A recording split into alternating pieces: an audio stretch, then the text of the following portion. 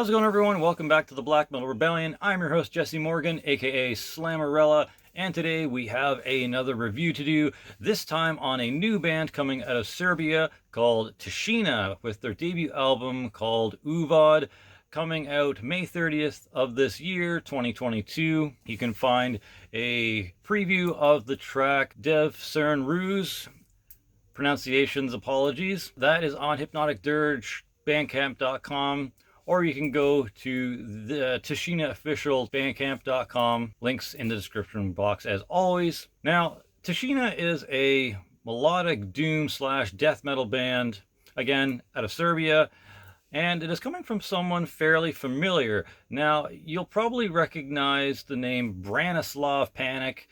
They were in a project called Bane. I did a review on their first album. And if you want to hear more about my thoughts on that, check out my reviews playlist. Now, Branislav in this project is doing guitar, bass, and vocals with the help of Hansa Kapak on drums, as well as a couple other people helping them out with this project. One being the lyricist, being Predrag Rava, and Alexandra Panic doing the artwork and logo for this project. All right, let's talk about the vocals. The vocals were mid to high in the mix and well balanced in the EQ.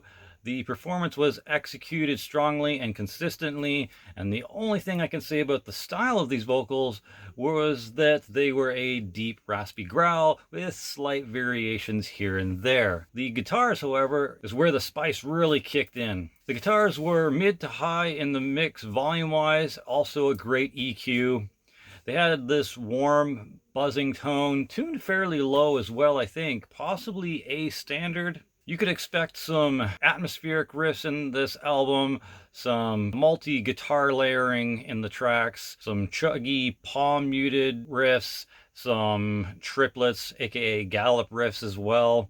There is some pinch harmonics sprinkled in here and there, some pretty decent melodic compositions, and melancholic, reverbed note progressions, and a few long drawn-out power chords, as you would expect from a Doom album. All right, let's talk about the bass.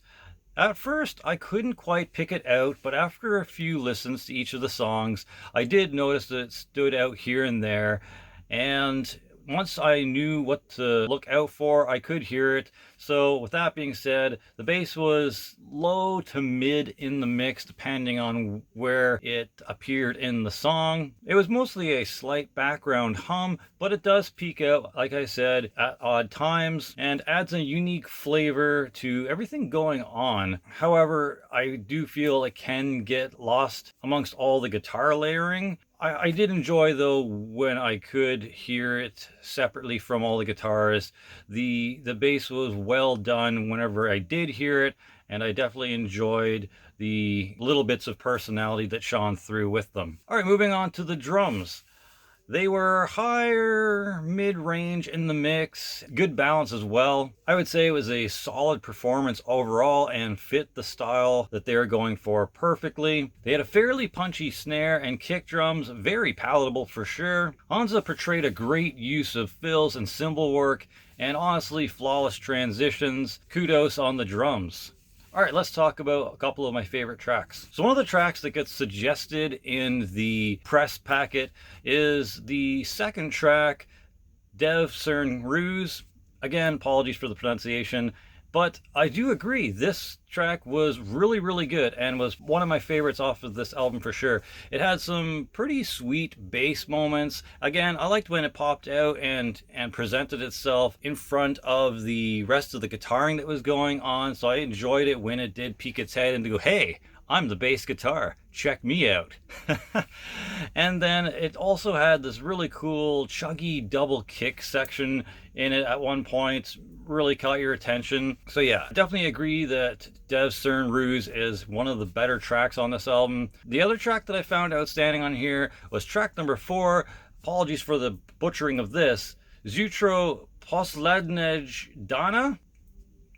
Anyways, track number 4, which I'm just going to call Jutro, had this driving low, menacing main riff at the beginning and the end. They brought it back a couple of times. I really enjoyed it. But then right in the middle part, it gets even more menacing and chuggy. And that was not only unexpected, but a happy surprise for sure. And by happy, I mean in the doomiest way possible. So yeah, track number 2 and track number 4 were definitely standouts. The last track on the album was also pretty good and was the other suggested feature track to check out on the press packet, but I found number 2 and 4 the most interesting for myself. So let's talk about my overall thoughts for this album in general.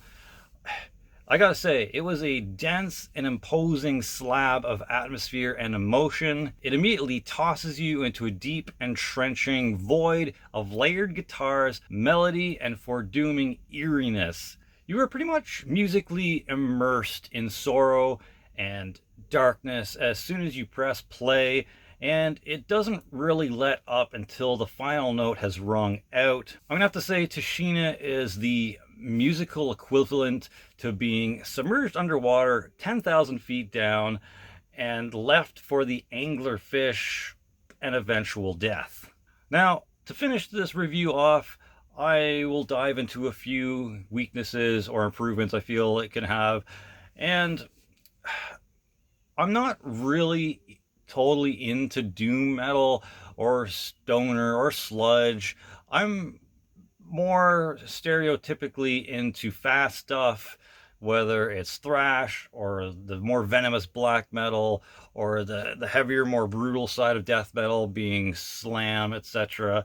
But I did enjoy this. The only thing is I feel like this album could use maybe some more Sabbath style riffs if you're gonna go doom, or maybe add some more doom style breakdowns, which kind of almost happened in track number 4, Jutro, where they did that really menacing chuggy part.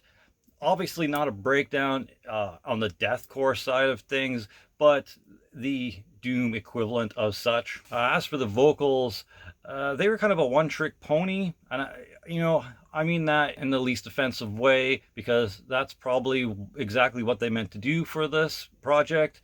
But maybe in the future, if you're really trying to grab my attention, maybe do some even lower, deeper gutturals. Maybe throw in some deep, clean vocals or chanting. And as you usually hear me say in these reviews, a slightly more obvious bass sound. All things considered, I'm still going to give this a pretty solid 75 out of 100 or 7.5 out of 10 for this album. I'm Jesse Morgan, and I would buy this album. Let me know what you think of this album when it comes out on May 30th. Again, links will be in the description box below. Can't wait to hear what you guys think of it, especially if you're a Doom fan, unlike myself, and I would love to hear your thoughts on this album. Thank you to Branislav for giving me the opportunity to check this out beforehand. Looking forward to all your projects in the future. That is it. For Glory, for the Rebellion, Slammerella out.